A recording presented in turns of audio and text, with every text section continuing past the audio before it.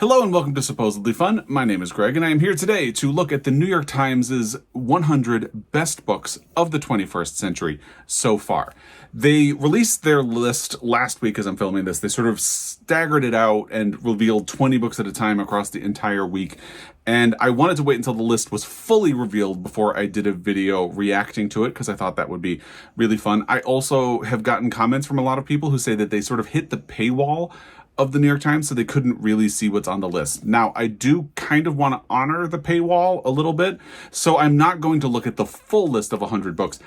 That would also be a ridiculously long video, and I'm not going to do that to you. So what I'm going to do here is I'm going to talk a little bit in the beginning about some of the books and authors that made the list, some of the books and authors that did not make the list, and some little stats about the list and, things like that. And then I'll do a screen share and we'll kind of go back and forth between that and me and look at highlights of the list. I won't look at the whole list. We'll only talk about ones that I feel like I have something to say about. Now, for logistical purposes, they did include fiction and nonfiction on their list. Interesting choice. Basically, they did a podcast episode about this, and they mentioned that they were worried that they would really only have one shot to do something on the scale of this, that they just decided to do fiction and nonfiction together. And I believe they said that nonfiction accounts for about a quarter of the list. I have a really hard time measuring fiction against nonfiction. It just feels like they're doing very different things. The structure and the form of it can be very different. So I always separate fiction and nonfiction when I do my best of the year, but they made a bold decision to go ahead and do them all together. So the way that they did this is that they reached out to 500 writers and notable book lovers. I believe people who are on the New York Times Book Review's desk submitted ballots, and they reached out to people at Book Riot and book publications like that, in addition to writers, and had them list their 10 favorite books published since the year 2000. Not ranked, just a 10. And then they compared all of those lists and found the books that came up the most and used that to create their ranking. I would love to see the percentages. Personally, I know that's not going to happen, but I would really love to see where the breakout of these books happen. I will have 3 links in the description box down below. The first one will actually be the list. The second one will be the list of what authors included in their ballots. Initially, the ballots were going to be secret, but they asked a bunch of people who submitted them, I think they asked everyone, if they would be willing to make their ballot public. And many people responded, and they did. So the second link will be to the list of ballots. It's fun to browse through and see what people voted for. There were some fun things in those lists. We'll talk about that in a little bit. And then the third link will be a place to submit your own ballot, to tell the New York Times what you think the 10 best books of the last 25 years are. I submitted mine. We'll talk about what mine were in a moment. They said that they will take reader votes into account at a later date. I don't know what the deadline is, so I'm filming this video on Monday, July 15th. I would say if you're watching this anytime in the week after this video comes out, submit your ballot. If it's a little bit later than that, check to see if they're still taking them. At some point, I'm sure they're going to close it and they'll do something with all of this information, but they haven't had a timeline. I'm sure they don't want to commit to one. Maybe it'll be at the end of this year. Maybe it will be in about a month. Who knows? But I would say if you want to participate, go fill that out immediately, or at least as soon as you possibly can. Look at me creating a sense of urgency for you. I had done my own video about the best books of the last 25 years a year ago. And when I did that, I didn't include the year before I did it. So that was in 2023. I didn't include anything from 2023 or 2022, I believe. So my 25 years were off of the 21st century. I believe 1998 was the first year that things were considered. So I had actually been planning that once 2024 was over to do a follow-up video about the 25 best books of the 21st century. I will still do that at some point next year, but it is fun to have this in the meantime. I will link my list of the 25 best books of the last 25 years down below. But remember, I did it a year ago and the timing is off. It includes 2 years outside of the realm of what the New York Times is considering. And I'll also have like the Atlantic's list of the great American novels. I did a reaction to that and some other things if you want to watch them down below as well. Let's talk a little bit about some stats before we start looking at the list. On this list, there were 14 winners of the Pulitzer Prize for fiction. If you follow along, you know I have a very unique interest in the Pulitzer Prize for fiction. It's my favorite book prize, even though it kind of infuriates me. I will say it does feel like there were less Pulitzer Prize winners for fiction as you moved later on in the time period that was eligible. I think someone in my Discord group about the Pulitzer Prize mentioned that 7 out of the first 9 eligible years had the Pulitzer Prize winner in the list, and then that started to go down over time. There were also a lot of Pulitzer Prize finalists on the list. I didn't get an exact total of what those are. And one interesting question that the New York Times Book Review people had in the podcast episode is that they sort of speculated whether or not some of the more recent books would be there if there had been another year or so to get a little bit further away from their publication date. They had apparently been very concerned that there would be a bit of a recency bias when they sent out all of these emails asking people to submit top 10 lists. And that actually turned out not to be true. There were a lot of submissions from the first part of the decade, and we'll be getting to a lot of those when we start going through the list. But they then sort of specifically singled out 3 books, and those were Tomorrow and Tomorrow and Tomorrow by Gabrielle Zevin, Demon Copperhead, and Trust, and sort of wondered, are these actually books that are going to stand the test of time, or are they so recent that they're really living in the hearts and minds of people who are making the list? I don't know about Tomorrow and Tomorrow and Tomorrow. That is the only book of those 3 that I have not read. So I can't really say, but I do think if they had done this list in, say, 5 years, that might not have been top of mind for people submitting these lists. I feel pretty confident that Demon Copperhead would still be top of mind. Trust remains to be seen. I do think there's a good chance that in, say, 5 years or 10 years or 50 years, people could still be talking about it. But I think Demon Copperhead, to me, is the most likely future classic of that group of people. They also talked about how they tried to account for genre a little bit by inviting a lot of, say, genre authors like Stephen Graham Jones, Stephen King, and authors like that to make ballots. But they found it interesting that there were a lot of those authors who probably recognized that genre was going to have a really hard road. And when I say genre, I mean like romance, science fiction, horror, things like that. There are no young adult books on this list, by the way. They kind of stuck into that wheelhouse. They probably knew that it was going to be a tough road to get any of those on the list, so they probably spent their time trying to get books like that into the equation. It didn't quite work. There's I think at least one science fiction book, no romance as far as I can know, not traditional like genre romance at least, but and some of them actually went a little bit literary, so it was an interesting balance. They also talk a little bit about how, given that a lot of these authors are American, there is a bit of a focus on like American and Europe, and they had kind of wondered how translated literature would factor in at all, or if at all. And obviously the majority is published in English. The winner, I think the number 1 book, was actually a translated book, though. So that was kind of an interesting twist on that. I talked about how there were some interesting things that happened when you look at the ballots that people submitted. So Stephen King included one of his own books on his own ballot. I think he got a lot of shade for that. You know, it's just an interesting choice to have made. Sarah Jessica Parker is someone who is obviously not a writer herself, but she loves literature. She has had 2 publishing imprints, first at Hogarth, and I can't remember where the current one is.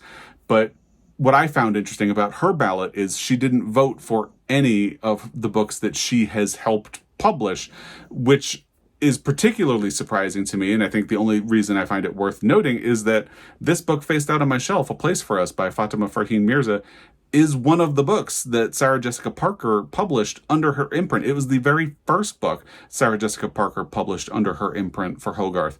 And I would have included it on my ballot.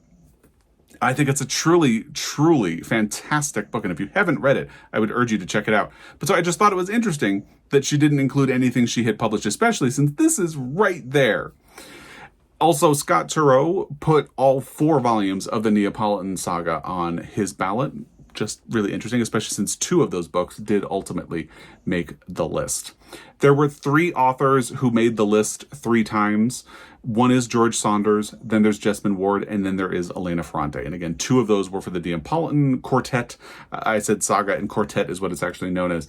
and one outlier, Jessamine Ward. One was for a memoir, and then 2 were novels.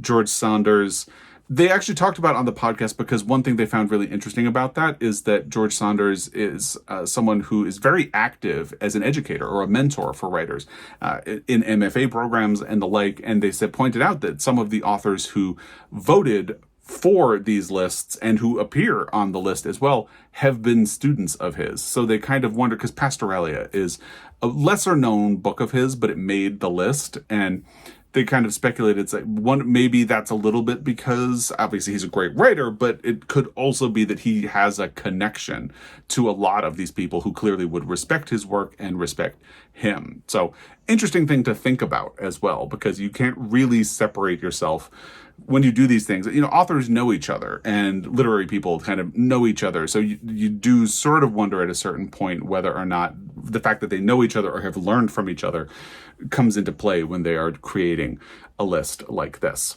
There's one volume of poetry that is Citizen by Claudine Rankin. On the podcast, they also speculated about whether or not certain authors were harmed by their prolific output.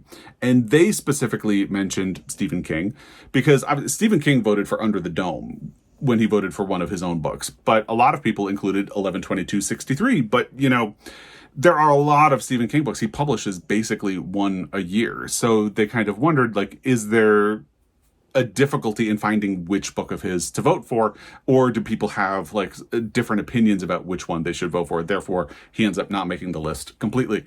The other one they talked about specifically was Karl Ove Knausgaard.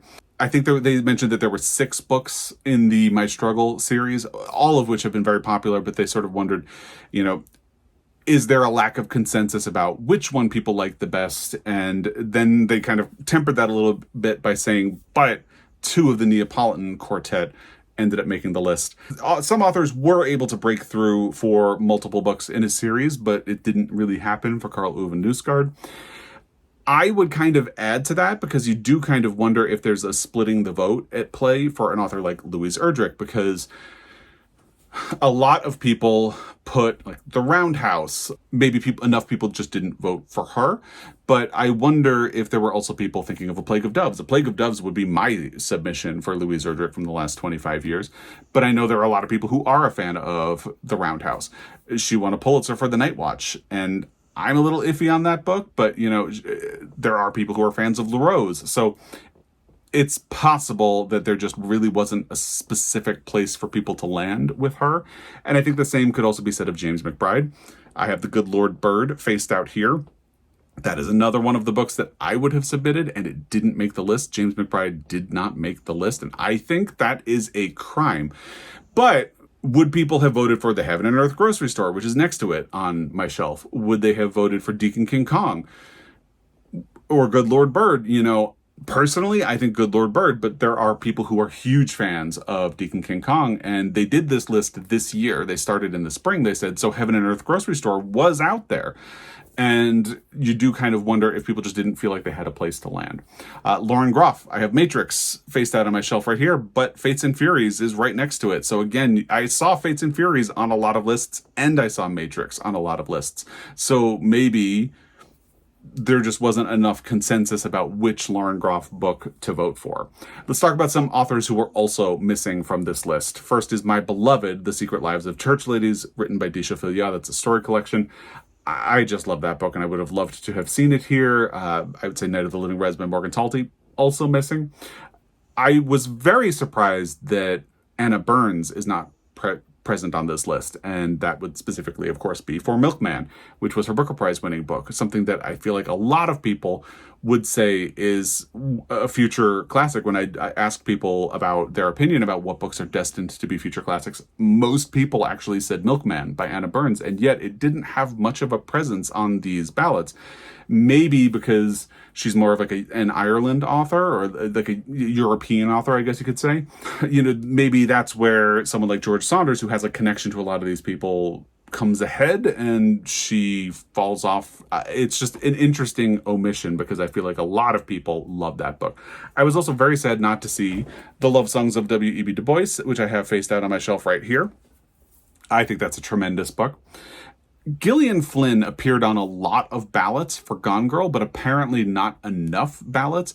When I was looking through the ballots trying to determine what was actually going to be in the top 20, I really thought Gone Girl was going to be in there because of the amount of ballots that it appeared on. But the thing you have to remember is that not all of the lists are made public. And that's probably where maybe a lot of the ones that were made public are the ones where Gone Girl was showing up, and then she didn't make it onto a lot of other ones. I'm fine with it not being there. I think Gone Girl was a fun book. I do dislike what it did to the mystery genre, how many copycats it had after it was published. But Gone Girl itself, good book. I wouldn't include it in my top 100, or maybe I would lower down.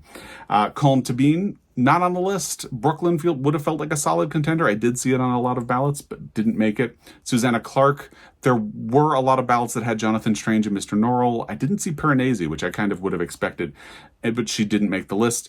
Maggie O'Farrell didn't make the list. Hamnet obviously would have been the biggest contender. Anthony Doerr for All the Light We Cannot See, which I'm not entirely surprised to see not on the list, but it did appear on a lot of ballots, and in my Pulitzer Discord group, a lot of people really thought that it would show up, and it ultimately did not. Speaking of Pulitzer Prize winners, Paul Harding did not make it. Tinkers would have been the obvious choice for that, and Yaa Gyasi didn't make it. I think Homegoing would be the obvious choice, and I would include it in my top 100 for sure. I think it's even on my list of the top 25 of the last 25 years when I did that. Transcendent Kingdom is her more recent book. Maybe some votes got thrown that way, but I would absolutely have included Homegoing on my list. And by the way, I did see some complaints from authors when the list started appearing who said that they had been asked to participate, but they didn't see their name on the list. I am assuming that their ballots counted toward the ultimate final list, and maybe they just weren't lists that were featured. It is a weird discrepancy, but I don't have an answer for it. But I did see some complaints from authors on threads saying that they had been asked to participate, but their list wasn't made public. So interesting thing. And then before we get to the list, like the last little order of business, I did submit my top 10 and I will share it with you. This is in no particular order.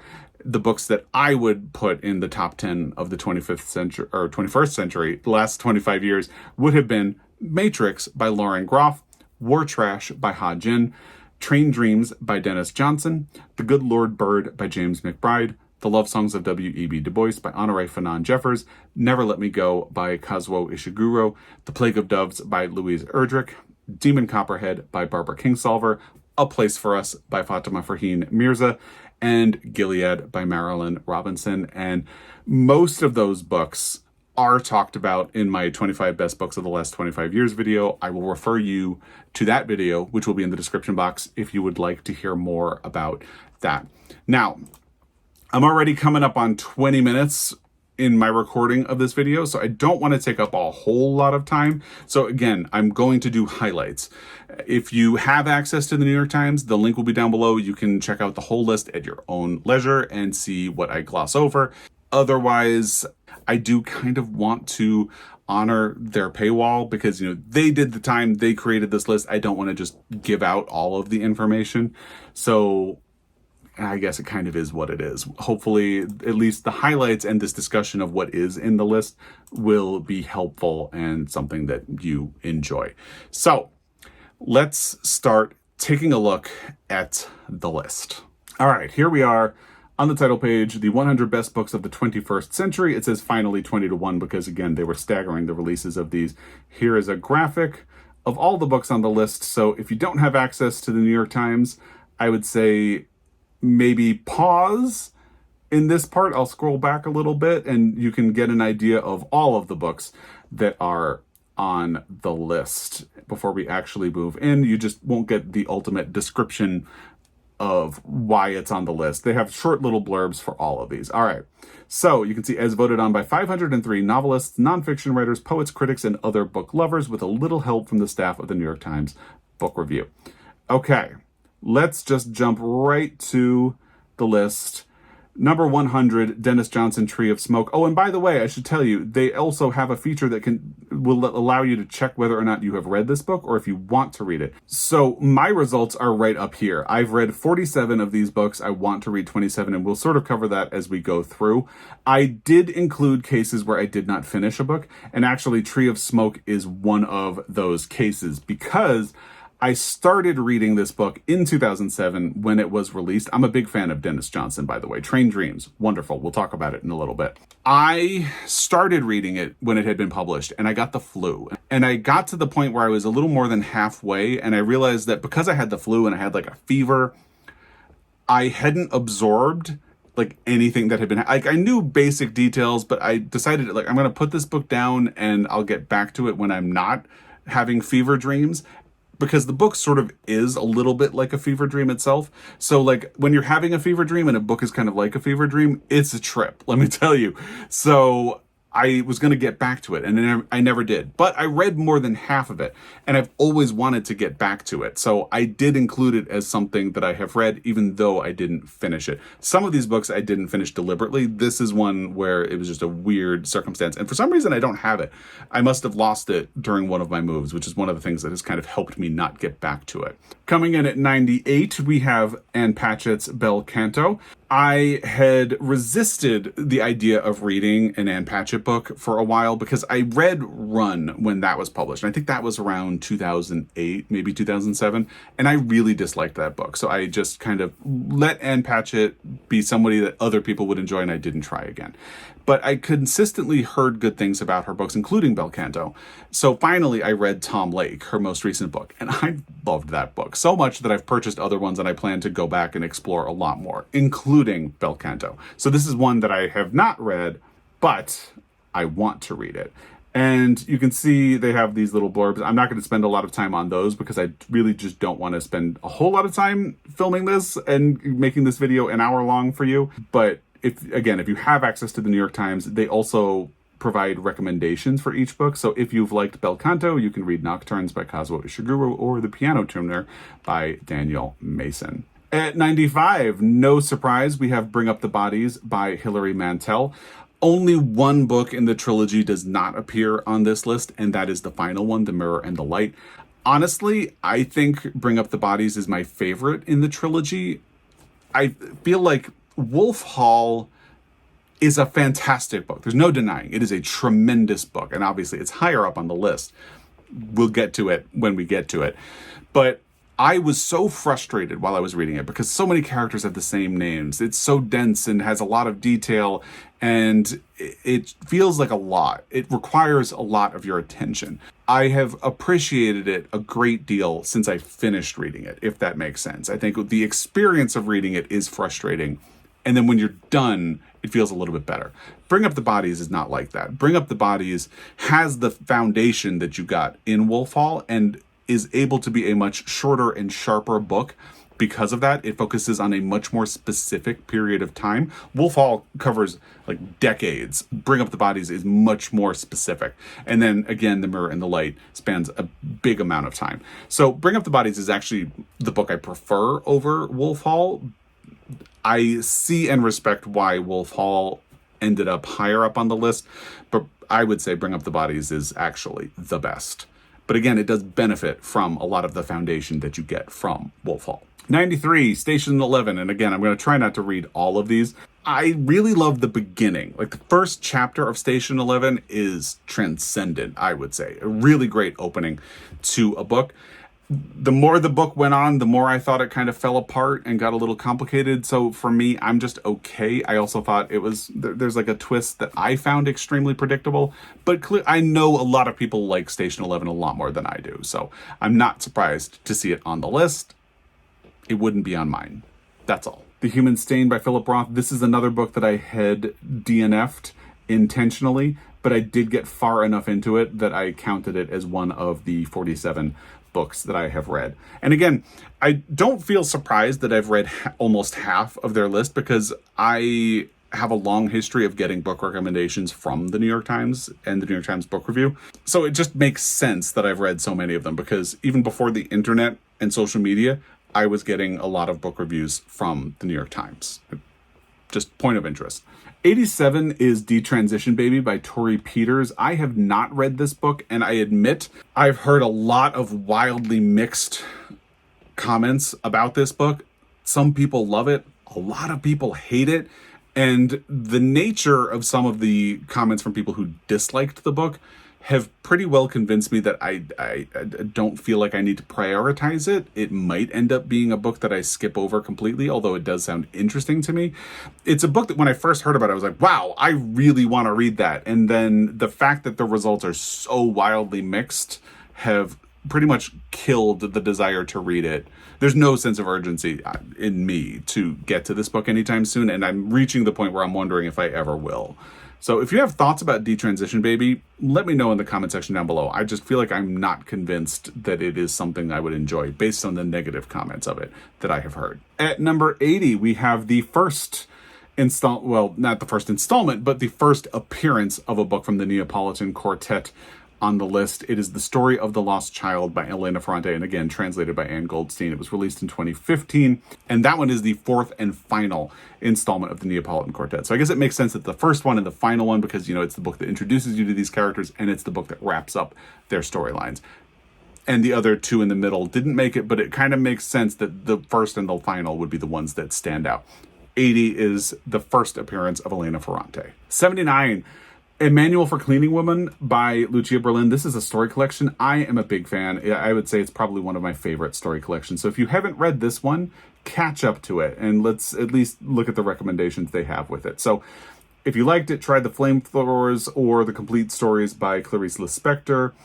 And I would say the opposite is also true. If you have liked either of those books, consider A Manual for Cleaning Women by Lucia Berlin.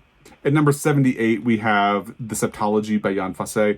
They also speculated about this one in the podcast episode about this, because they did kind of wonder, like, if Jan Fosse hadn't just won the Nobel Prize for Literature, largely for this series, would he have appeared so high?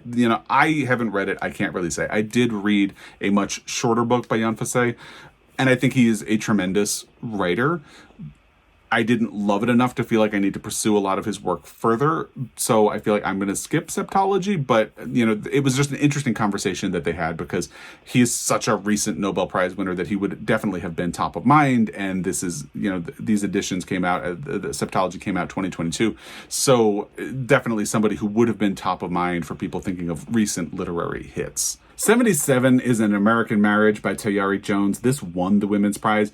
I am not a fan at all. I pretty actively disliked this book, and we don't have to talk about it. Let's just move on. 74, we have Olive Kitteridge by Elizabeth Strout, another Pulitzer Prize winner, one that I have read, and I would actually really like to reread at some point. I feel like Elizabeth Strout is an author I really want to revisit, or I want to kind of read all of her books at some point, because there's so many that are connected, and I've heard really good things about them. The only other one of her books that I have read is The Burgess Boys, which I didn't really like. I might skip that one. She's an author I would like to go back and read Olive Kitteridge and then read all of her books as well, and just sort of catch up to. At number 70, we have a Pulitzer Prize winner, Edward P. Jones, who will appear on this list again with All Aunt Hagar's Children. This is something I just recently found at my local used bookstore, and I would really like to read. Lost in the City, I believe, was his first story collection. Then there's All Aunt Hagar's Children, which was published after The Known World.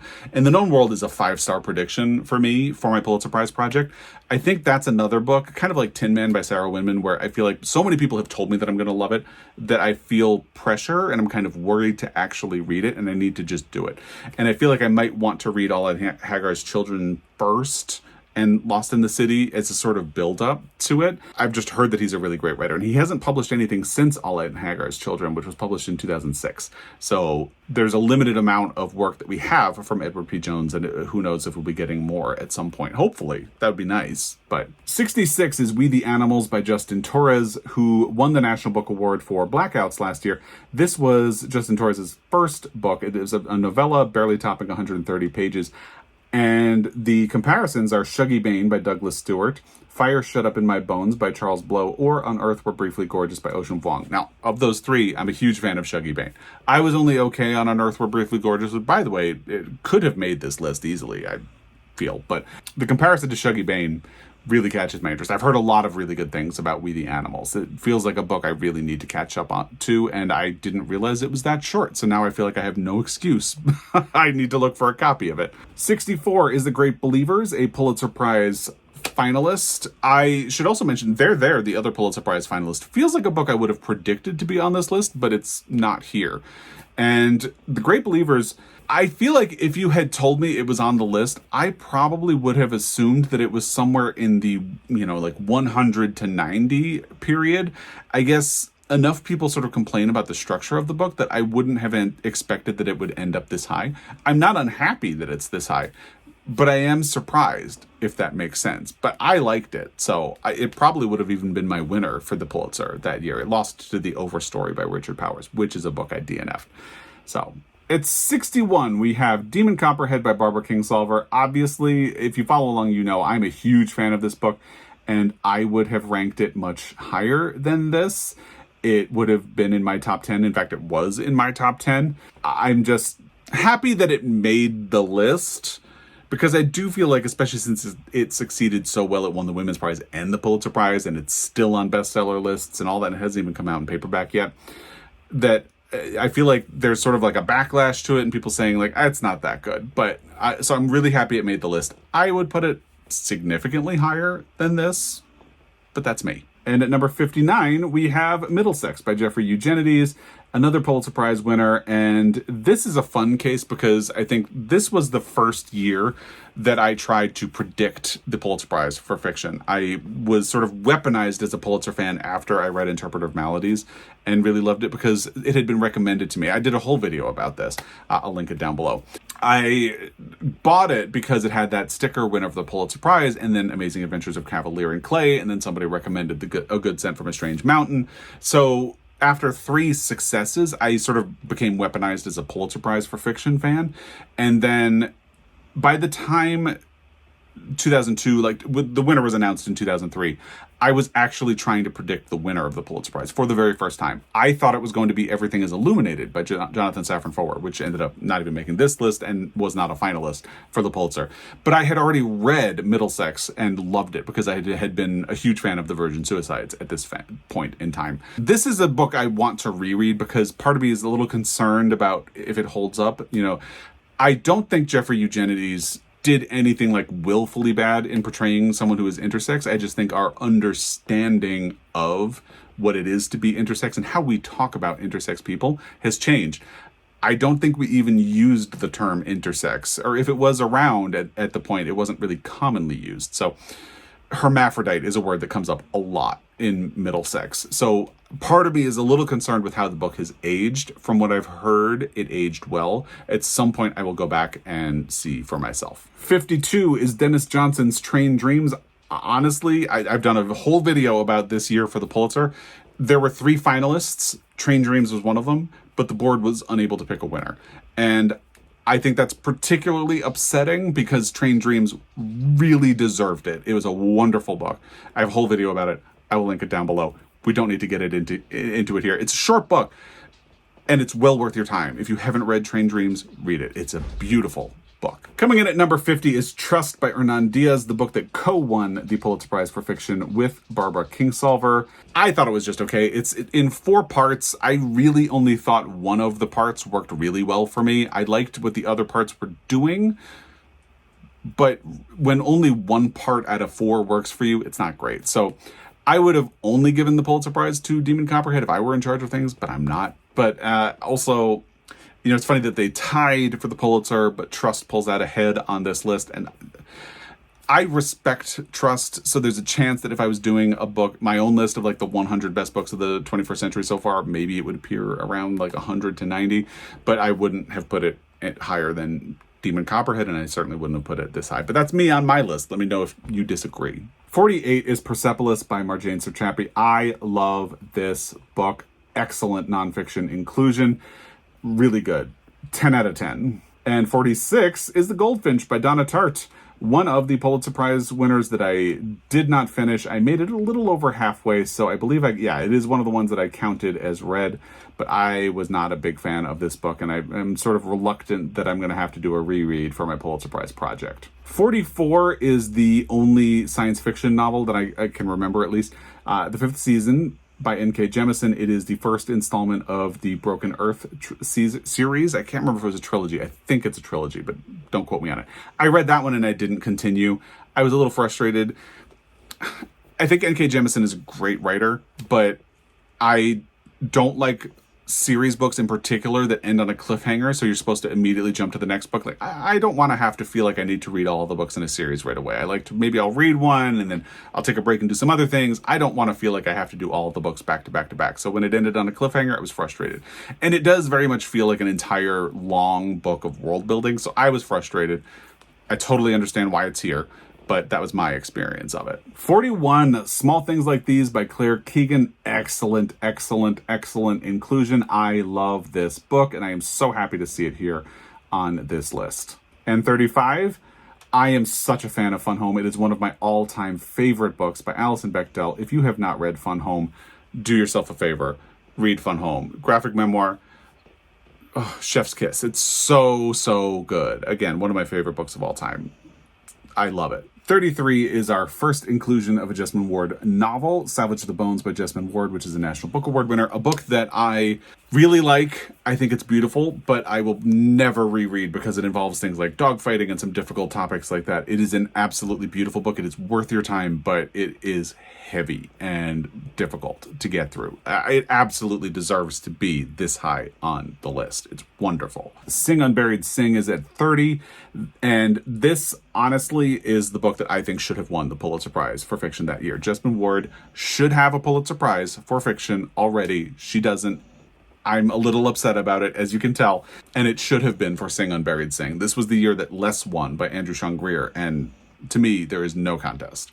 It should have been Sing Unburied Sing by Jesmyn Ward. Her final appearance on this list, I feel like my personal preference would be for Salvage the Bones, but this is another case where I have to put aside my personal preference and say, okay, Sing Unburied Sing probably is objectively the better book. Random Family is a book that I remember from when it was published in 2003. I heard so many good things about, and somewhere along the way, I lost my copy of it, and I just really need to catch up and read it because I've heard a lot of really great things about it. 24 is The Overstory by Richard Powers, the book that beat The Great Believers for the Pulitzer Prize that year, and I did not finish it. I will reread it, probably on audio, for my Pulitzer Prize project, but for now, it was a DNF for me. I did get far enough that I included it as something that I have read. 21 is Evicted by Matthew Desmond. If you haven't read Evicted by Matthew Desmond, honestly, I might put this one higher. This is a nonfiction book that I will fully get behind. If I were doing fiction and nonfiction together on my list, I would probably have Evicted by Matthew Desmond in my top 10. It will make you angry. Such a good book. Just such a good book. It won a Pulitzer Prize in one of the nonfiction categories. And again, if I were putting fiction and nonfiction together, it would probably still be in my top 10. Getting into the top 20, we have Erasure by Percival Everett, which is an interesting choice. I kind of would have expected them to do The Trees, but Erasure is also on a high right now because last year an adaptation of this book came out on film called American Fiction, and it was nominated for a bunch of Oscars. I feel like that threw a spotlight on Erasure, which had originally been published when Percival Everett was not very well known in the public. And I feel like a lot of people have gone back and discovered his work in the public since. Authors have probably known about him for a long time because he was publishing for years before he got more popularly known. So Erasures is an interesting inclusion with The Trees out there. And I do wonder, if we got further away from American Fiction, would people have voted for The Trees or would they have voted for Erasure? I'm glad he's on the list. I think he deserves to be on the list, but it is interesting to wonder. Number 19 is Say Nothing, A True Story of Murder and Memory in Northern Ireland by Patrick Radden Keefe. This is a book I really need to read, and I have not yet. It was a book I had really thought about reading before I went to Ireland, and I didn't get around to it. And now that I'm home, I want to catch up to it at some point. I've heard a lot of really great things about this book, and I do want to learn more about the Troubles and the history of it. And I believe this uses one crime as an entry point to look at everything that was happening with a larger picture. That's my understanding of it. It could be off. I haven't read it yet, but I really need to catch up to Say Nothing, not Say Anything. That is something totally different. Number 18 is Lincoln in the Bardo, and I feel like some people will quibble with this one on the list. I am a fan. It won a Booker Prize, but I feel like a lot of people, when they talk about George Saunders, they talk about 10th of December. A lot of people seem to be fans of Pastoralia.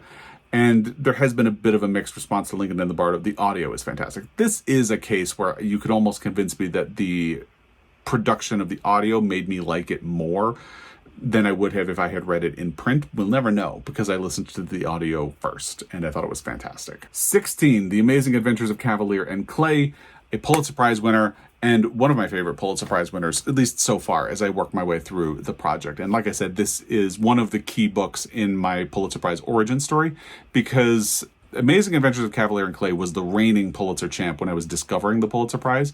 And when it was released in paperback, I read it, and it sort of is one of the things that helped cement the fact that I am a Pulitzer Prize fanatic. If I remember correctly, I thought it dragged a little bit in the middle. It is a long book, but I still remember really loving this book, and it's one that I'm looking forward to rereading as part of my Pulitzer Prize project. Number 13 is The Road by Cormac McCarthy. And I think a lot of people were wondering if No Country for Old Men would supplant The Road, and here we are. The Road feels like a book that was acknowledged as a modern classic, or predicted to be a modern classic when it was initially released, and then it feels like there's been a bit of a backlash. Some of it specifically about The Road, other parts of it from Cormac McCarthy fans who would say, no.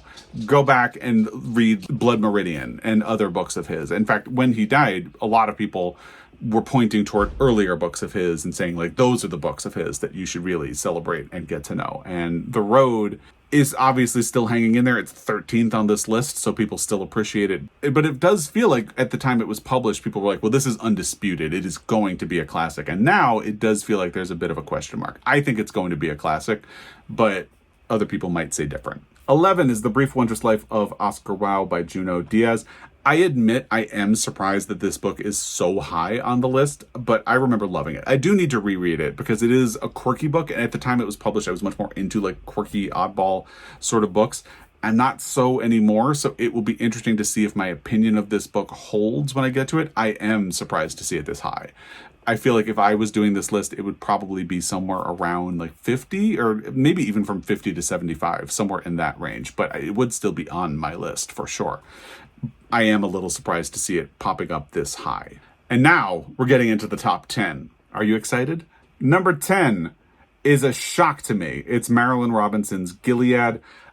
I really thought this was going to be number 1, or at least top 5. So when it appeared at number 10, I think I audibly gasped. Watch my video about the 25 best books of the last 25 years. Again, it will be linked down below. I am shocked that Marilynne Robinson was only on this list once, because she's written a lot of other books since Gilead, and a lot of them have been well received. And she's created a universe around the characters and family that are at the center of Gilead. And I just feel very surprised that this was not a top 5 book, and that she was only on the list once. Number 9 is Never Let Me Go by Kazuo Ishiguro. Again, it would be in my top 10. Gilead would have been in my top 10. I think both of them would have been top 5 books for me. I'm a huge fan of Never Let Me Go. And I know there are people who are not as big of a fan because the way the story is told is a little bit rambling. To me, that feels like it sort of mirrors the way sometimes people tell stories, where you meander, you have a digression, and you go off, and then you kind of loop back to your original point. I think it's beautiful. And Gilbert Cruz, who's the editor of the New York Times Book Review, referred to it as the most subtle dystopia ever written, perhaps, and I would agree with that.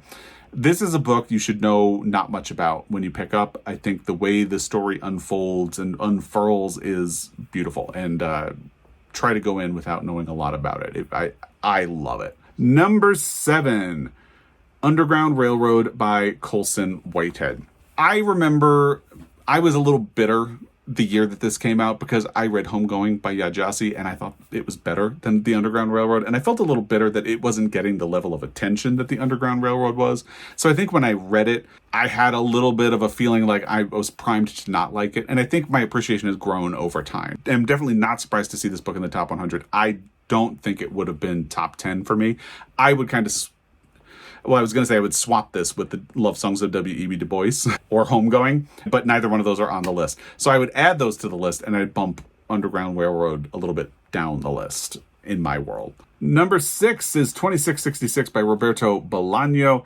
This is something that I read portions of. So when this book was released, there was a paperback edition that was a box set. Actually, I have it on my shelf, but I'm not going to go get up and get it. And how I will. Why not? So there was an edition of it that was this boxed set. And the book had been divided into 3 different books. Obviously, they don't do this anymore. This is the one that is the cover of the book now. And then there were 2 other books. So I know I read and completed the first book. I either completed the second part. There's no bookmark, so I can't really say. I either completed the second part or I got halfway through and said, you know what, I really need a break from this book. And then I didn't finish it. So I kind of intended to get back to it, but I didn't. So I can kind of track my progress in the 3 editions of this one volume that I have on my shelf. Number 5 is Jonathan Franzen's The Corrections, a book I DNF'd and have never looked back. I have famously attempted to read 2 Jonathan Franzen books, famously in my own mind at least, and have not finished either one. I also tried to read Freedom and bailed at the halfway point. So I'm very surprised to see it this high on the list. Like number 5 to me feels a little ludicrous. Although I know there are a lot of people who are huge Jonathan Franzen fans, especially in the literary world. So maybe that gives him extra weight on the ballot. It is what it is. Number 4 is The Known World, and I've already talked about this one. This is one I need to catch up to. It's a 5-star prediction for me. Not surprised to see it appearing this high on the list. And number 3, Wolf Hall by Hilary Mantel, another one we have already spoken about, and I am definitely not surprised to see it. I think Bring Up the Bodies benefits from all of the work that Wolf Hall does and makes it a better book, but I am absolutely not surprised to see this book this high on the list. Number 2, the highest ranking nonfiction book, The Warmth of Other Suns, The Epic Story of America's Great Migration by Isabel Wilkerson. If there's going to be a best nonfiction book of the last 25 years, it feels like, of course, it's going to be this one. Of course it will. And I need to catch up to it. I really want to read The Warmth of Other Suns. I just have not gotten around to it. It's a big book, and I really need to because I've heard so many good things about it. All right. Number 1, I Told You She'd Be Back. It's Elena Ferrante, My Brilliant Friend, the beginning of the Neapolitan Quartet. Are you surprised? Because I was surprised.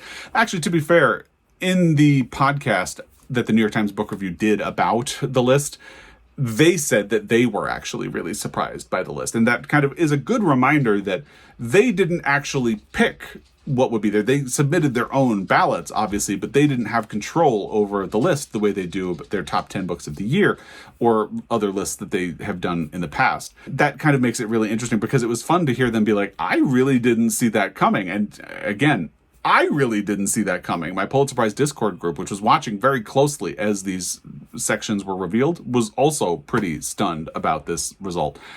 And I will say, I read My Brilliant Friend. It's the only one of the Neapolitan Quartet I have read. And I always meant to continue the series, but I haven't yet. And at this point, it's been so much time that I feel like I would need to go back and reread My Brilliant Friend by Elena Ferrante. And again, translated by Anne Goldstein.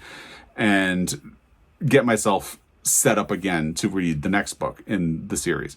But I remember liking it. I do think it dragged a little bit. There was just like a little too much detail. However, it is a really interesting story about female friendship and women growing up, especially at a specific point in time in history, recent history. It's also a really interesting portrait of Italy. And that was one of the things that really stood out to me, because when you have these 2 girls who are children, or there's a lot of dialect in Italy, and dialect is dying out because in school they sort of make fun of the kids who speak dialect and don't speak Italian.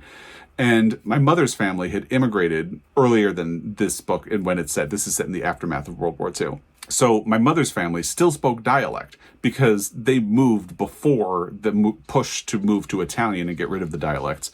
So when my mother's family would come to visit, there was a language barrier because the dialect and Italian were different enough that it was just kind of weird for them to try to have a conversation. And it was something that I've never seen portrayed in literature, and it was interesting to see it sort of play out. And I really did appreciate the book. I thought the dynamics of the post-World War II era and the way children are trying to like figure out what their parents were doing during the war, what side they were on, where their affiliations and loyalties lay, is really fascinating. So I'm not surprised to see it on the list at all. Number 1 does feel like a stretch. Although I admit, I do love the idea that a translated book became the number one choice. I guess I'm just a little surprised it was this one. And if it's going to be a translated book, why not one of the most popular translated books of the last 25 years? So that's the list. Anyway, that is sort of a peek behind the curtain. And if you have thoughts about the list, if there were authors or books that you would have made a case for, if you disagree about any of the things that I have said, leave me a respectful comment down below and we can chat about all of these things, because I just find this list fascinating. I think there's a lot of really interesting stuff to talk about. So let me know all of your thoughts about this in the comment section down below. As always, I really appreciate your time, and I will be back. Until next time, happy reading.